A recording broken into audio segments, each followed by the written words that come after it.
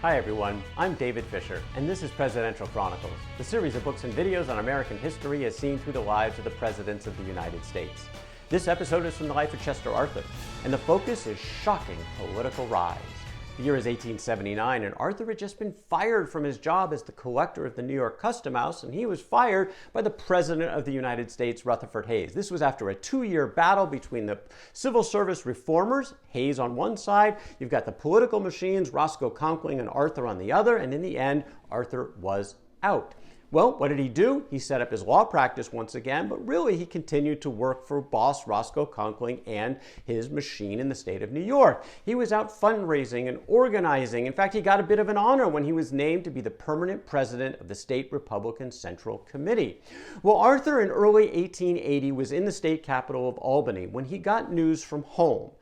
News from home was very troubling. His wife, Nell, was sick. In fact, she was so ill, he was told, come home immediately. Well, he was ready to come home, but there were no trains because this was a weekend. This was a Saturday. There were no direct trains running from Albany to New York on the weekend, and so he had to get on a milk train that was making many, many stops on the slow road to New York City. He was agonizing throughout this period and finally got home. It was well into the evening. His wife had been heavily sedated and she would not regain consciousness.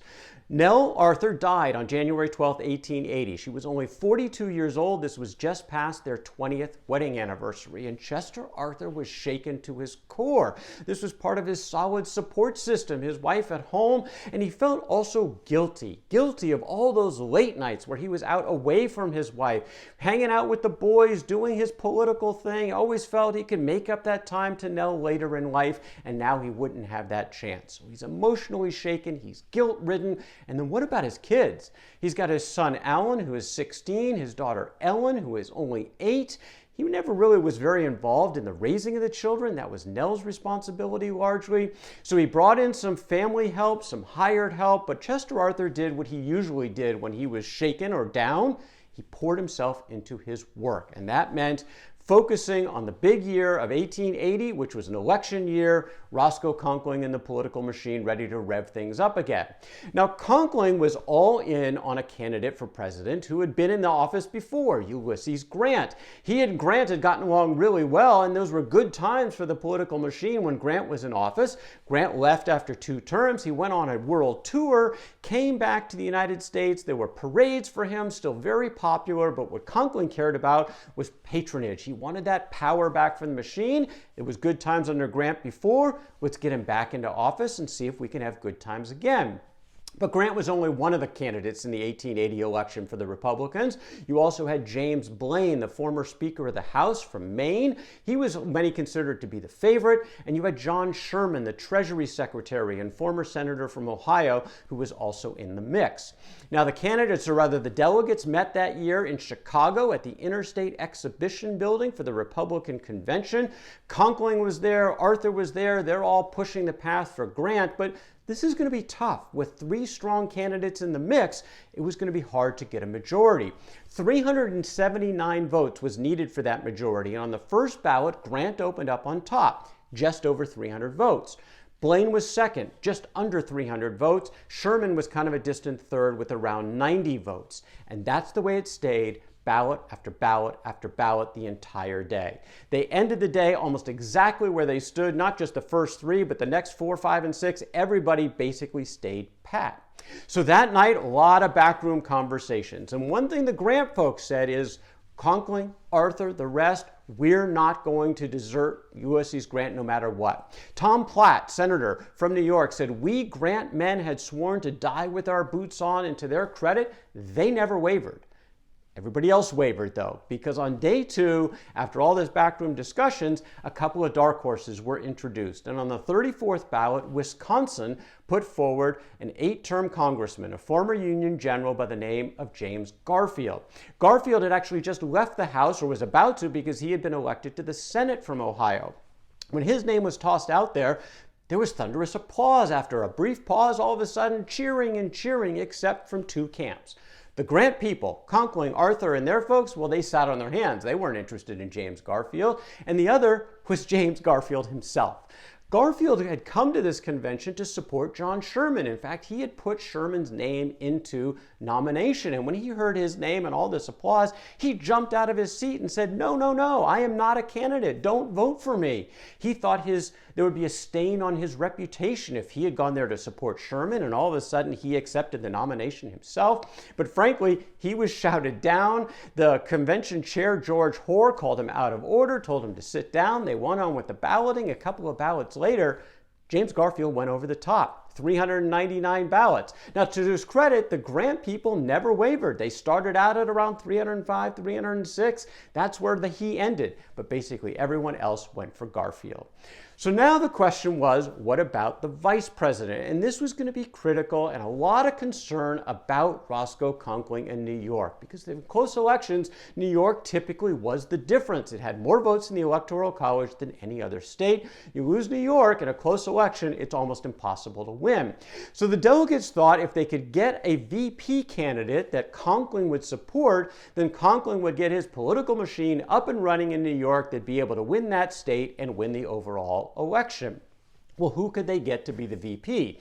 Initially, Levi Morton, who was close to Conkling, was asked about his interest in the vice presidential nomination, and Morton was interested. He went to see Conkling, and Conkling said flat out, turn it down.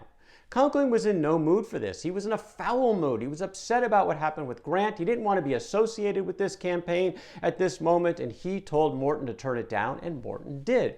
But the delegates didn't give up. They knew they needed New York. They knew they needed Conkling, so they decided to try again. What about someone even closer to Conkling, his top lieutenant, good old Chester Arthur? Everyone's pal, a true gentleman. His specialty was getting people elected. Why don't we nominate him for vice president? Well, Arthur was floored by this. It was a tremendous honor in his mind, and he raced to go find at the convention hall Roscoe Conkling and tell him this great news, and Conkling did not share his enthusiasm. In fact, in response, Conkling told Arthur, well, sir, you should drop it as you would a red-hot shoe from the forge. But this time, Chester Arthur did not back down to his political boss. This was a big deal to him. Arthur said, the office of vice president is a greater honor than I ever dreamed of attaining. A barren nomination would be a great honor. In a calmer moment, you will look at this differently. But in this moment, Roscoe Conkling wasn't having it. He once again reiterated that in his view, Arthur needed to turn it down, and once again, Arthur said no. He said at the end of this rather terse conversation, Senator Conkling, I shall accept the nomination and I shall carry with me the majority of the delegation, at which point Conkling stormed out of the room. Chester Arthur told the delegates that had reached out to him, I'm in. The nomination took place and he was nominated on the first ballot. And this was the guy who had just been fired as the collector at the New York Custom House by the Republican president of the United States.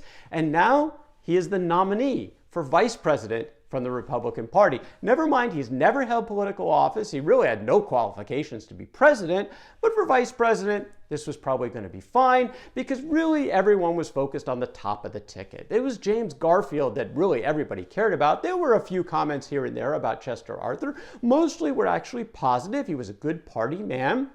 There were some critics who saw Arthur as the spoilsman when more reform was needed. Now, one person who spoke out was E.L. Godkin, and he wrote from The Nation that no place in which Arthur's powers of mischief will be so small as in the vice presidency. It is true, General Garfield, if elected, may die during his term of office, but this is too unlikely a contingency to be worth making extraordinary provisions for. He would have to eat those words, of course, in less than a year. What about the campaign itself? Now, at this point, most candidates stayed quiet. Really, the only comments that the candidates made during campaigns at this era was in their formal acceptance of the nomination. So Garfield, as the presidential candidate, went first. He wrote a written letter accepting the nomination and giving some of his political views. And then Arthur followed with his statement. The most interesting part of that statement was on civil service reform. Hard to believe these are the words of Chester Arthur. Arthur wrote that original appointments should be based upon ascertained fitness. The tenure of office should be stable. Positions of responsibility should, so far as practicable, be filled by the promotion of worthy and efficient officers. Now get this part. These views, which I have long held, repeatedly declared, and uniformly applied when called upon to act, I find embodied in the resolution, which of course I approve. These were not necessarily consistent with Arthur's behavior in the past. Maybe he thought it sounded good on the campaign trail, but at least this was his statement.